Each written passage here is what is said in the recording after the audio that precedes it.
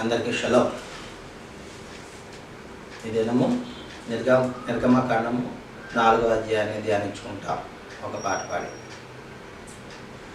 పరిశుద్ధాత్మవైనాలో నివసించుచున్నావు, జీవపు ఊటవైనాలో ప్రవహించుచున్నావు. పరిశుద్ధాత్మవైనాలో నివసించుచున్నావు, జీవపూటవైనాలో ప్రవహించుచున్నావు. నీ ఆలయముగా చేసితివి నాదు దేహమును, స్తుతియాగముగా చేసెదను ఆనందముగా నేను. నీ ఆలయముగా చేసితివి నాదు దేహమును, స్తుతియాగముగా చేసెదను ఆనందముగా నేను. నీదు శక్తితో ఆరాధింతును సర్వదా నేను, నీదు శక్తితో ఆరాధింతును సర్వదా నేను. హల్లెలూయా హల్లెలూయా హల్లెలూయా హల్లెలూయా హల్లెలూయా హల్లెలూయా హల్లెలూయా. ఆత్మరూప ఆరాధింతును, సత్యస్వరూప మ్రొక్కి కీర్తింతును. ఆత్మరూప ఆరాధింతును, సత్యస్వరూప మ్రొక్కి కీర్తింతును. లేవియాకాండము 4వ అధ్యాయం 1వ వచనం.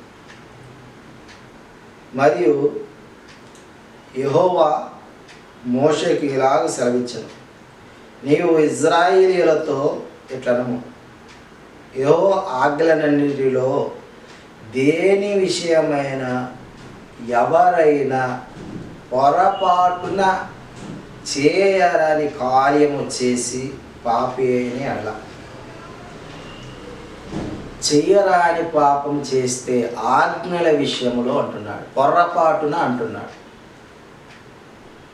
ఎగ్జాంపుల్గా ఒక ఎగ్జాంపుల్ మనకు తెలియజేస్తూ ఉన్నాడు. ప్రజలకు అపరాధులగునట్లు అభిషిక్తుడైన యాజకుడు పాపము చేసిన యెడల, మొదటగా యాజకుడు పాపం చేసిన యెడల అయితే ఈ విధంగా తాను చేసిన పాపమునకై నిర్దోషమైన కోడెదూడను యెహోవాకు పాప పరిహారార్థ బలిగా అర్పింపవలెను. ఆ విధంగా అర్పించి ప్రత్యక్ష గుడారము యొద్దకు దాన్ని తీసుకువచ్చి దానిని వధించి తన వేలుని ఆ రక్తములో ఉంచి, ఆ పశువు యొక్క రక్తములో ఉంచి అడ్డతెర యొక్క మందిరం యొక్క అడ్డతెర వద్దకు తీసుకొచ్చి ఆ రక్తాన్ని 7 మారులు యెహోవా సన్నిధిని ప్రోక్షించాలి. 7 మారులు ఆ రక్తంలో ఉంచిన ఏలుని యెహోవా మందిరంలో ప్రోక్షించినప్పుడు ప్రత్యక్ష గుడారంలో యెహోవా సన్నిధి ఉన్న సుగంధ ద్రవ్యాల ధూప వేదిక కొమ్ముల మీద ఆ రక్తము కొంచెము చమిరి ప్రత్యక్ష గుడారం యొక్క ద్వారం వద్ద దహన బలిపీఠం మీద అడుగున ఆ కోడెదూడ యొక్క రక్త శేషం అంతయు పోయేవారును. ఎక్కడ పోయాలంటే బలిపీఠం అడుగున ఆ కోడెదూడ యొక్క రక్త శేషం అంతయు పోయేవాళ్ళను. మరియు అతడు పాప పరిహార బలి రూపకమైన ఆ కోడె క్రొవ్వును అంతయు దాని నుండి తీసివేయలను. ఆంత్రంలోని క్రొవ్వును, ఆంత్రం మీద క్రొవ్వును అంతటిని, మూత్రగ్రంథులను, వాటి మీద డొక్కలపై ఉన్న క్రొవ్వును, మూత్రగ్రంథులపై ఉన్న కాలేజీ మీదను వపను సమాధాన బలియగు ఎద్దు నుండి తీసినట్లు దీని నుండి తీయవలెను. యాజకుడు దహన బలిపీఠం మీద వాటిని ధూపము వేయాలి.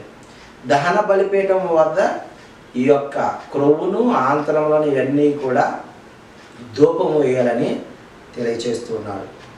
అలాగనే కోడెదూడ యొక్క శేషమంత అనగా దాని చర్మము, మాంసమంతయు, దాని తల, కాళ్ళు, ఆంత్రములు పాలెము వెలుప బూడిద పారపోయి పవిత్ర స్థలమునకు తీసుకొని పోయి అగ్నిలో కట్టెల మీద కాల్చివేయాలి. మిగతా వేస్టేజ్ అంతా కూడా అగ్ని మీద కాల్చివేయాలి. అప్పుడు అతని యొక్క యాజకుడి యొక్క పాపము, ఆజ్ఞల విషయం పొరపాటున చేసిన పాపము పరిహరింపబడుతుంది అని ఈ లేఖనం ద్వారా మనం తెలుసుకుంటున్నాం. ఆమేన్.